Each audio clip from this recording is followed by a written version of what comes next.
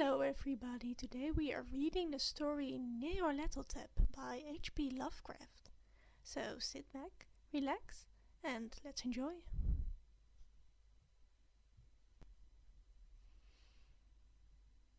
Nyarlathotep, the crawling chaos.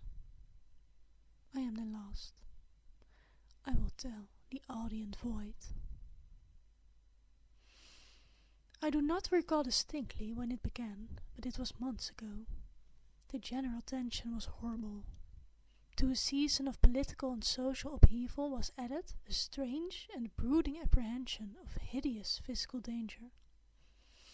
A danger widespread and all-embracing, such a danger as may be imagined only in the most terrible phantasms of the night.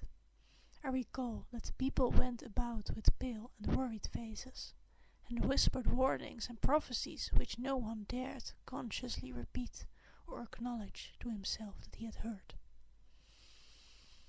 A sense of monstrous guilt was upon the land, and out of the abyss, between the stalls, swept a chill current that made men shiver in dark and lonely places.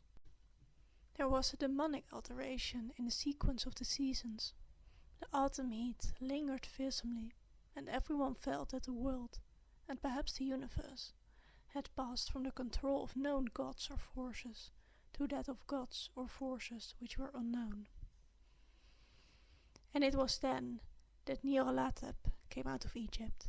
Who he was, none could tell, but he was of old blood and looked like a pharaoh. The people knelt when they saw him, yet could not say why. He said he had risen up out of the blackness of 27 centuries, and that he had heard messengers from places not on this planet. Into the lands of civilization came Nyarlathotep, swarthy, slender and sinister, always buying strange instruments of glass and metal and combining them into instruments yet greater.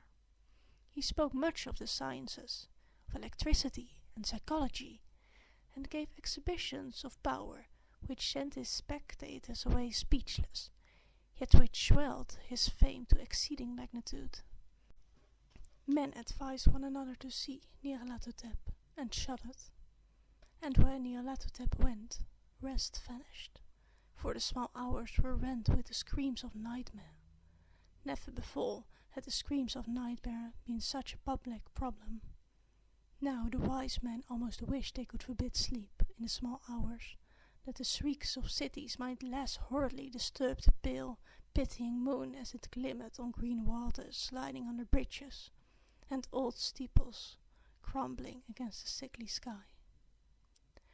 I remember when Nyarlathotep came to my city, the great, the old, the terrible city of unnumbered crimes.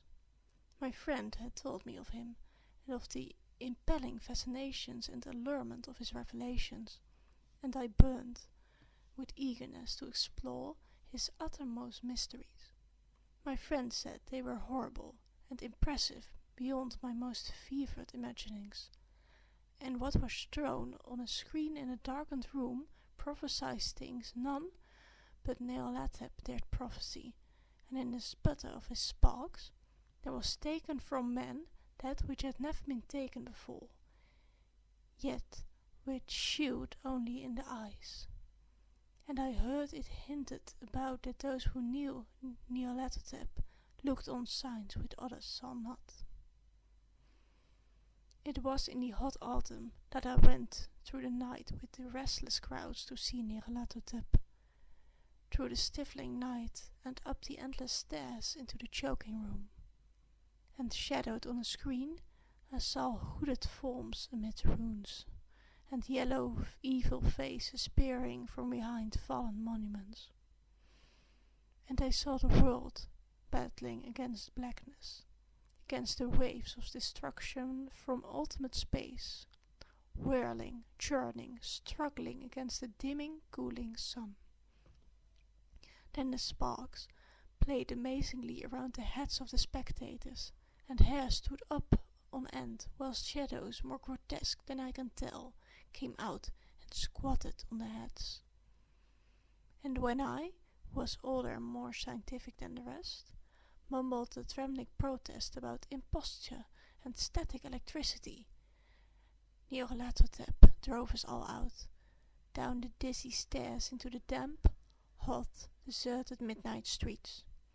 I screamed aloud that I was not afraid, that I would never could be afraid, and others screamed with me for solace. We swore to one another that the city was exactly the same and still alive, and when the electric lights began to fade, we cursed the company over and over again, and laughed at the queer faces we made. I believe we felt something coming down from the greenish moon, for when we began to depend on its light, we drifted into curious, involuntary marching formations, and seemed to know our destinations, though we dared not think of them.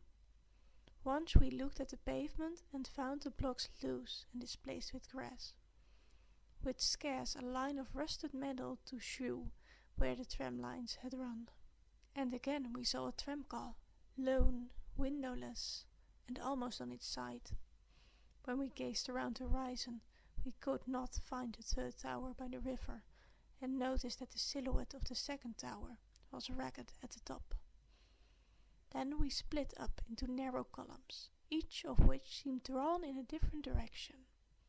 One disappeared in a narrow alley to the left, leaving only the echo of a shocking moan.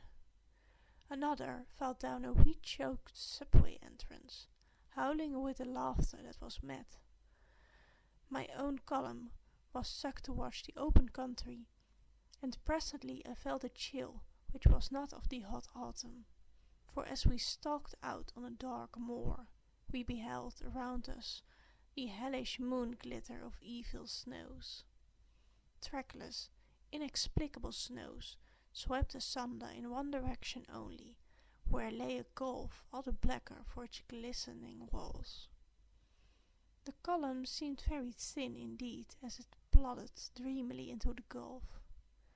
I lingered behind, for the black rift in the green-litten snow was frightful, and I thought I had heard the reverberations of a disquieting wail as my companions vanished. But my power to linger was slight. Screamingly sentient, dumbly delirious, only the gods that work can tell. A sickened, sensitive shadow, writhing in the hands that are not hands, and whirled blindly past ghastly midnights of rotting creation, corpses of dead worlds with souls that were cities. Charnel winds that brush the pallid stalls and make them flicker low.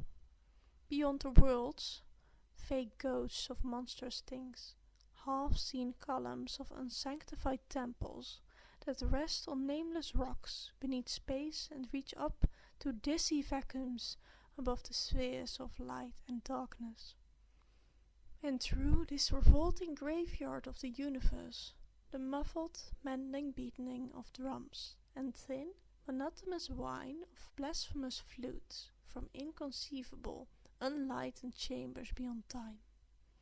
The detestable pounding and piping whereunto dance slowly, awkwardly, and absurdly the gigantic, tenebrous ultimate gods, the blind, voiceless, mindless gargoyles whose soul is Nyarlathotep. You have listened to the story Nyarlathotep by H.P. Lovecraft. If you enjoyed, please consider commenting, subscribing, liking, and perhaps I'll see you another time.